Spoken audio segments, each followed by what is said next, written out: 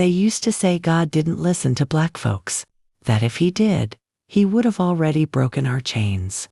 But I never believed that. I talked to him like he was my only friend, even when everything around me was pain, hunger, and silence. My name is Anaya, and this is my story. I was just a little girl when I realized something strange. Every time I prayed, something different would happen. A man wouldn't get whipped. A guard would turn his face.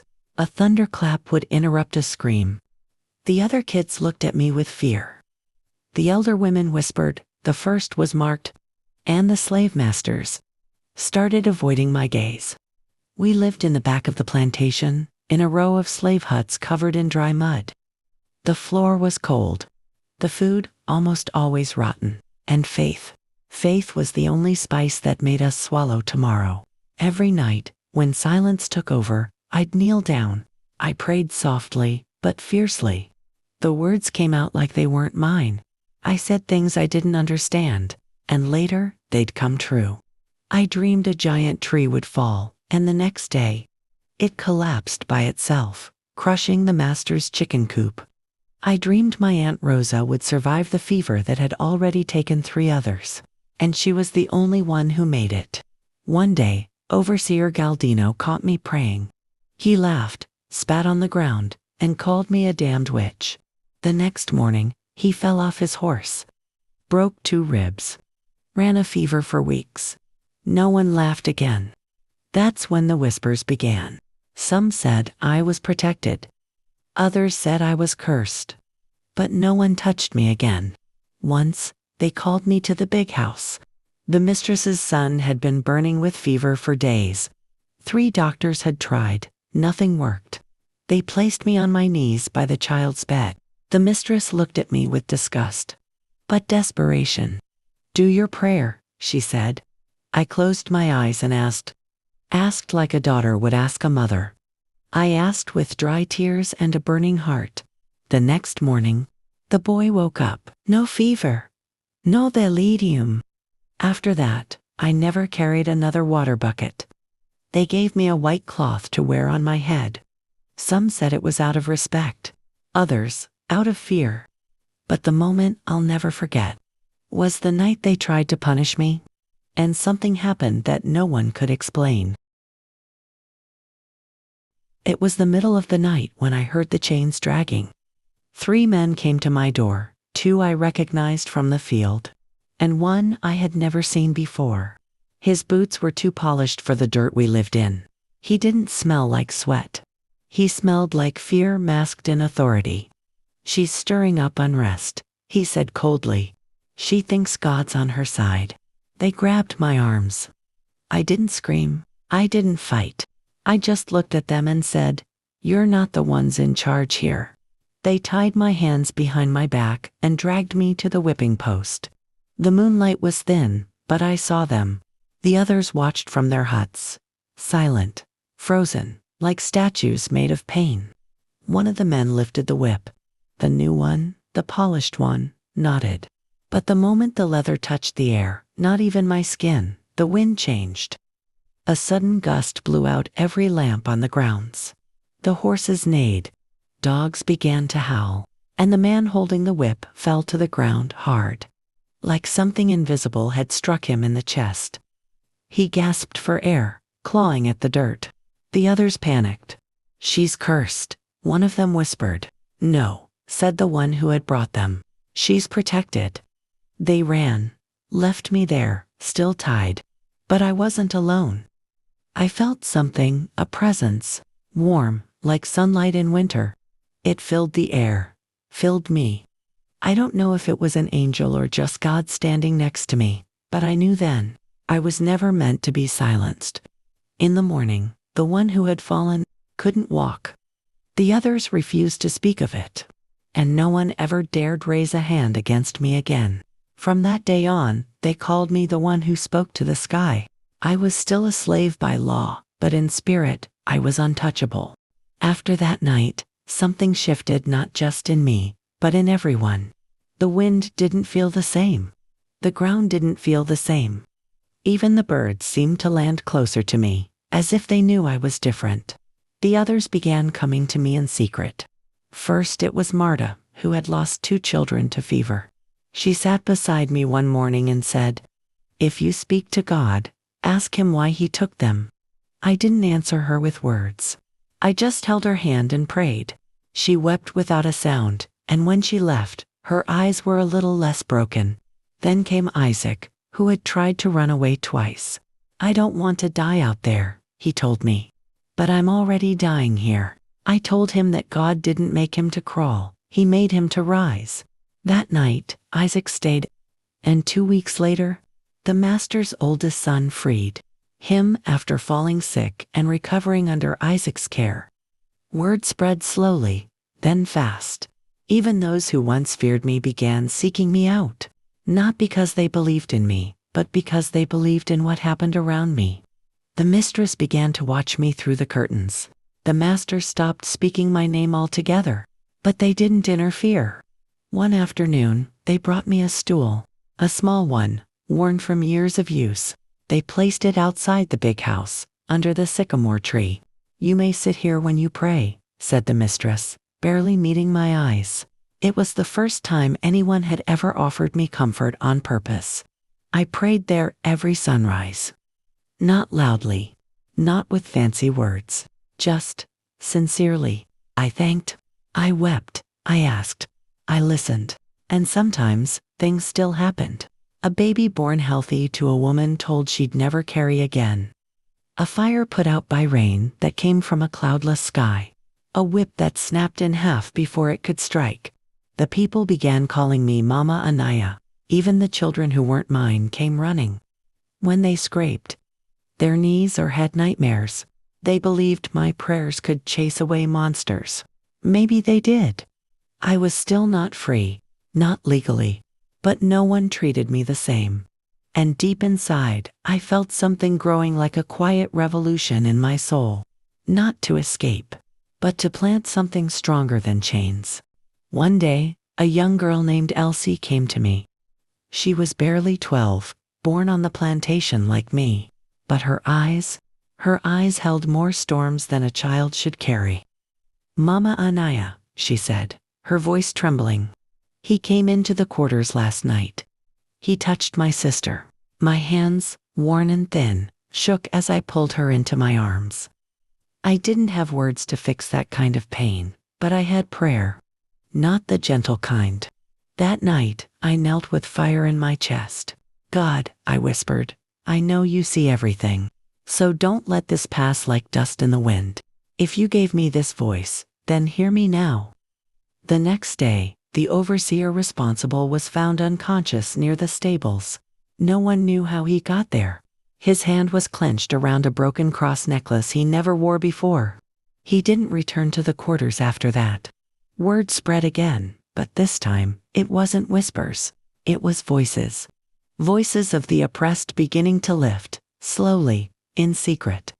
The master ordered the gatherings to stop. He said, no more prayer circles, no more superstition. But it was too late. Even his own daughter, Clara, a pale girl with soft hands and sad eyes, had started watching me from the porch. One morning, she walked up to me quietly and said, "Does your God listen to someone like me?" I looked her in the eye and replied, "He listens to anyone who speaks from truth." She returned the next day. And the day after. Soon, we had more than a prayer circle. We had a movement. Not with weapons or fire, but with stories, with hope, with strength that came from something greater than any man with a whip. One night, as I prayed under the sycamore tree, I saw them over 30 people, all kneeling behind me, in silence. Children, mothers, old men, even Clara, with a scarf wrapped around her head like mine. That night, no one spoke, no one moved. But something shifted in the air, heavy and sacred. It felt like the earth itself had bent to listen. And I knew then. That faith wasn't just keeping us alive. It was setting something free, even if no chains had been broken yet. The dry season came early that year. The land cracked. The crops thinned. The well near the big house dried up to nothing but dust and frogs.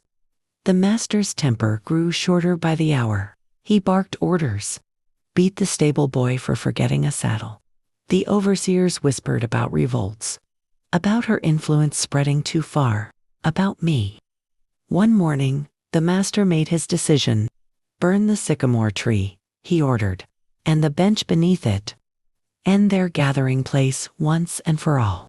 I heard it through Elsie, who had been working in the kitchen. I didn't cry. I didn't tremble. I just knelt at the base of that old tree one last time, kissed the wood of the bench, and prayed like the roots of the earth were listening. The next day, they came with torches. The sun was scorching, the wind dry, perfect weather for a blaze. The crowd watched from a distance. Even the mistress stood behind a curtain, one trembling hand on her chest. The first man stepped forward and touched the torch to the tree's bark. Nothing. He tried again. Again. The torch itself flickered, then died. Bring oil, the overseer shouted. They soaked the base, lit the flame. Smoke rose, but then, a gust of wind, sudden, unnatural, blew the fire back, toward them. One man's sleeve caught fire. He dropped to the ground screaming. Another's torch turned to ash in his hand, and the tree, the sycamore, stood untouched. Not a single black mark. Silence swept over the plantation like a fog. No one spoke. No one moved. I stood and walked toward them. My hands were empty. My voice calm. You cannot burn what heaven protects, I said, and I turned and sat back on the bench like I never left. That day, the fear shifted. It no longer belonged to us. From that moment on, the tree was left alone. No one dared speak of fire again, and even those who doubted, even the hardest hearts, began to believe. Not in me, but in the God who walked beside me. After the fire failed, no one touched the tree again. But more than that, something shifted in the people. The slumped shoulders began to rise. Eyes that once only looked at the ground began to look forward and up. One by one, the people who came to me no longer came only with pain. They came with dreams. Marta, who had once wept for her lost children, began singing in the mornings. Isaac started teaching letters to the younger ones, scratching the alphabet into the dirt with a stick. Even the cook, old Jonah, who barely spoke a word, began sharing stories of his youth of freedom before the chains. You've made them bold, the mistress said to me once, not unkindly. I turned to her and replied softly, I didn't make them anything. God reminded them of who they already were. Clara, the master's daughter, kept coming to our prayers. She listened. She wrote in a notebook, pages and pages of what she heard. One evening, she stood before the gathering and whispered, I believe he hears you, and I believe he hears me too. No one laughed. No one shushed her.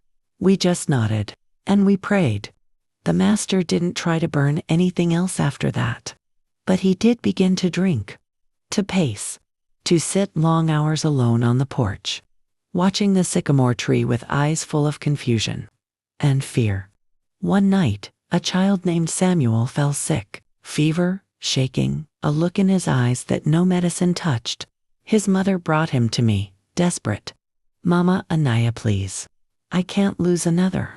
I laid my hands on his forehead, and I felt it. Heat, fire, but not the kind that harms. The kind that burns only the sickness, not the soul. I prayed. The people joined me. Clara knelt with us. The mistress stood by the window, hand pressed to the glass. And in the morning, Samuel opened his eyes, smiled, asked for bread. The crowd wept, but not in sorrow, in awe. That day, the children began calling the sycamore God's tree. Some touched it before bedtime. Some sat quietly beneath it and whispered thanks. And I knew something powerful was happening. We hadn't broken our chains, not yet. But we had stopped kneeling to fear. The night Clara came to me in tears, I knew something had changed. She sat on the bench beneath the sycamore, holding a small book to her chest. Her eyes were red, her breath uneven. I read his journal, she said. My father. He writes about you. About how you've poisoned the minds of the workers, about how even God has turned against him. I didn't respond with anger. I just placed a hand over hers and said, "Truth doesn't poison, Clara. It reveals." She looked down, ashamed. "He's planning to sell 3 families. Said it's the only way to regain order." My heart clenched. I knew those families, their names, their children, their stories. "Can you stop him?" I asked. Clara looked into my eyes, and for the first time, I saw fire in hers. "I can try." The next morning, the master called everyone to the center of the yard. He stood on the porch, paper in hand, voice cold and firm. "These men and women will be sent to Georgia. I'll hear no protests." He listed names. One by one, mothers clutched their children. Men stood frozen. And then, Clara stepped forward. "No," she said simply. "You will not." The master stared at her like he had seen a ghost. "You forget your place, girl." "No," she replied. "You forget yours." She held up his journal, the one she had read by candlelight. "You've lost your way. You used to believe in God, now you fear him." Gasps echoed. The silence was thick. Clara turned to the crowd. "No one here is going anywhere. If he tries, I'll speak to the law. I'll speak to the church. I'll speak to every person in town who still fears God more than gold." The master trembled. His face turned pale. But he didn't speak another word. That night, no one slept. But no one cried either. We sat under the sycamore together, and for the first time in my life, I felt it. The chains hadn't been broken, but they had begun to loosen. And freedom, real, living freedom, was no longer a dream. It was a seed, and it had been planted. After Clara spoke up, everything began to shift in silence. The master no longer gave speeches. He stopped walking the grounds. Sometimes he sat for hours on the porch, staring at the sycamore like it was a ghost that refused to leave. The mistress, once cold and distant, began leaving bread on the windowsill each morning. No words, just offerings, a quiet apology, perhaps. But it was the workers who changed the most. They no longer whispered when they gathered. They sang. Spirituals rose with the sunrise, songs about deliverance, about crossing rivers, about heaven holding a place for the tired and the poor. Isaac taught more children to read, using scraps of newspaper. Clara sneaked from the house. Marta organized the women to sew clothing not just for survival, but for dignity. And every evening, we gathered beneath the sycamore. No chains, no fear, just people. Broken people becoming whole again. One evening, Clara came to me holding a wooden box. "I found this in the attic," she said. "It belonged to my grandmother. She used to hide letters for the workers, things she wasn't supposed to write. Inside were names, birth dates, notes about families that had been separated. A quiet record of lives torn apart. We'll reunite them," I said. "One by one. As many as we can." Clara smiled, but her eyes filled with tears. "You believe that's possible? If God gave me breath after all this time, he didn't do it for nothing." That night, I stayed up longer than usual. I looked at my hands old, trembling, scarred, and asked God a question I hadn't asked in years. Why me? And though I didn't hear an answer, I felt one. A warmth, a peace. As if he were saying, because someone had to remember the light when all they could see was dark. I knew then. It was almost time. Not for my end, but for their beginning. A harvest was coming.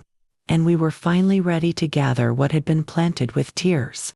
It happened without warning. No announcement. No speech. Just the sound of iron hinges creaking at sunrise. The front gate of the plantation stood wide open. For years, it had been locked tight, not just with bolts and chains, but with fear. The kind of fear that lived in our bones. The kind passed down like a curse. But that morning, something was different. I was sitting beneath the sycamore, as I always did, when young Samuel came running barefoot through the grass. "Mama, Anaya," he shouted. "The gate. It's open." It's really open. I stood slowly, my knees aching, my heart steady. People began to gather. First a few, then dozens. The master wasn't there. Neither was the overseer. Just Clara, standing beside the open gate, holding her grandmother's journal to her chest. "There's no law that says you have to stay," she said softly. "Not anymore. You're free." No one moved at first. Freedom, after all, is not just about stepping forward, it's about believing you deserve to. I walked forward first. My bare feet touched the dirt path beyond the gate. And I turned around, not to say goodbye, but to speak life. "You don't have to run," I told them. "You just have to walk forward. With your head high and your soul unchained." One by one, they followed. Some wept, some sang, some just held each other. But they moved. Together. We didn't run. We didn't shout. We walked like the people we had always been beneath the chains. As we passed through the gate, Clara stayed behind. "I'll take care of this land," she said, "and I'll keep your stories alive." I looked at her and whispered, "Then you're more free than most who ever lived here." That day, the plantation lost its power. But we gained everything. Not because the gate opened, but because we were finally ready to walk through it. I'm old now. 93 years. My back aches like the roots of an old tree. And my hands tremble like pages in the wind. But my voice still remembers. I sit in this little room, surrounded by photos, faces of those who walked with me, cried with me, believed when believing was dangerous. And I tell this story not because it's mine alone, but because it belongs to all of us. The world may try to forget. The books may leave out our names. The fields where we bled might now grow flowers. But somewhere, the sycamore still stands. I've seen freedom. Not the kind written on paper or promised in speeches, but the kind that grows in the heart of a child who was never meant to survive and does. I've held babies born free. I've seen men once broken by whips become builders of homes. I've watched young girls stand tall, without fear in their eyes. And I've whispered prayers over every one of them. Because prayer, real prayer, doesn't end in words. It ends in footsteps, in action, in rising. So if you're listening to this, whether you carry chains you can see or ones only you feel, hear me. You are not alone. You are not forgotten. And you were never meant to stay on your knees. Stand up. Speak up. Walk forward. Because one day, someone may sit where you sit now, and they'll need your story to find their own freedom. That's why I speak. That's why I remember. So the world would never forget.